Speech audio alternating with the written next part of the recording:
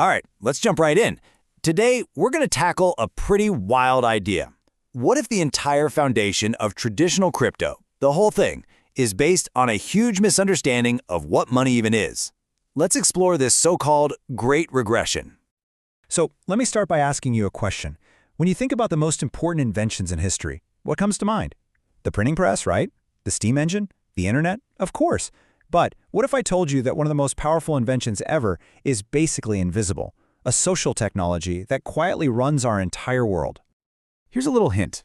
This invention is what gave merchants back in Renaissance Italy the power to fund those crazy globe-spanning voyages. It's what let them build the massive trade networks that, well, created the modern world we live in. And no, it's not a tool you can hold in your hand. Okay, the answer is double entry accounting. And I know what you're thinking. Accounting? Seriously? That sounds incredibly boring, right? Spreadsheets, numbers. But just stick with me here, because this is so much bigger than just counting beans. This is about the very grammar of our economy. Think of it like this. It's literally the language we invented for trust. It's a formal set of rules that lets us put a number on risk to find who owes what to whom. It's what gives value its actual meaning. Without it, we'd pretty much be stuck in a world of simple barter, unable to build this complex web of credit and commerce that we all depend on. So how does this grammar actually work? Why is this simple accounting trick so unbelievably revolutionary? Okay, let's break it down. It all boils down to this one really elegant equation. But don't just think of this as math. It's more like a law of physics for value. It recognizes that in a real economy, value isn't just some isolated object. It's a relationship. Every single asset is always someone else's claim or liability. Take a simple bank loan, for example. The bank doesn't just pull a pile of cash out of a vault. When it gives you that loan, it creates a new asset for you, the money in your account, but at the exact same time, it creates a matching liability for itself, your claim on that money. The balance sheet stays perfectly in balance. This is huge. It brilliantly shows a core idea. Money isn't a thing, it's a recorded promise. Okay, now that we get this 700-year-old grammar, here comes the bombshell. The first wave of crypto, we're talking Bitcoin, Ethereum, the big names, completely ignores all of it. This is what the source material calls a Great Regression. See, instead of modeling these complex relationships, traditional crypto uses a single entry system. It treats a token like it's a physical object, a digital pebble, or maybe a gold coin. The network's only job is just to make sure you can't spend the same pebble twice. And this comparison just makes it crystal clear. Double entry is relational, it's dynamic, and it's what enables credit. Single entry crypto, on the other hand, is object-based, it's fixed, and it basically just mimics barter. It's a throwback to the logic of some ancient marketplace, not the sophisticated engine you need for a modern economy. And this gets us right to the crucial mistake.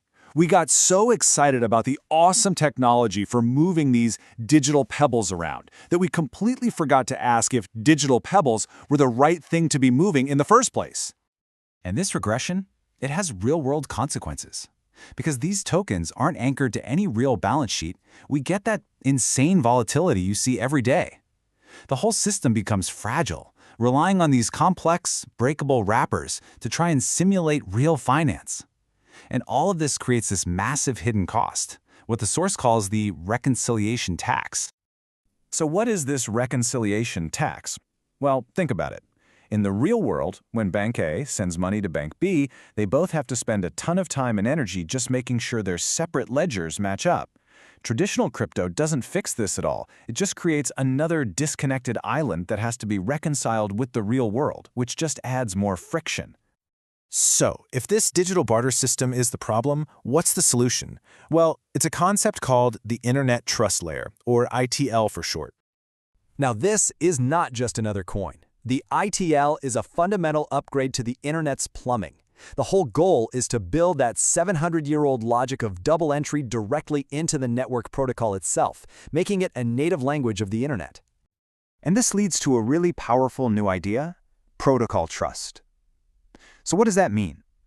It means we stop trusting an institution, like a bank or an auditor, to do the accounting correctly. Instead, we trust a network protocol that makes incorrect accounting mathematically impossible. The network itself enforces the balance. Here's how it works. When two people want to transact, The ITL performs what's called an atomic handshake. The credit on one ledger and the debit on the other are locked together cryptographically. They happen at the exact same time, as one single indivisible event, or the whole thing fails. There's no gap, no settlement risk, and no need for reconciliation. The killer app for all this is something called Commercial Bank Digital Currency, or CBDC. Now, this is way different from the central bank digital currencies you might have heard about. This isn't a new digital pebble issued by the government. This is real commercial bank money, the kind that makes up 95% of our economy, made native to the internet as a verifiable relationship, not as some speculative object. So, what does this all mean? By finally upgrading the Internet's software of trust, we could be on the verge of a new digital renaissance, echoing the one that double-entry accounting sparked all those centuries ago. This leads to a huge shift in vision. It's all about moving from an internet that just shuffles things around, like emails, videos, or crypto tokens, to an internet that can natively understand and enforce agreements in relationships. A true internet of agreements. Getting there requires us to shift our mindset in 3 key ways. First, we've got to focus on the logic of the entry, not just turning everything into a token. Second, we need to model ongoing relationships, not just one-off transactions. And finally, we have to realize the goal isn't just decentralization for its own sake, it's verifiable coordination. When you look at it this way, the history is just stunning. Back in the 1400s, we got the software of trust. Then, in the 1990s, we got the hardware of connection with the internet. The internet trust layer is the missing piece. It's the upgrade that finally installs that proven software of trust onto our modern digital hardware. And that leaves us with one final, crucial question. Are we going to spend the next decade building a faster, shinier digital pebble? Or are we finally going to build a universal language for trust, one that digitizes the very grammar of our economy? The choice we make here could define the next 100 years of commerce.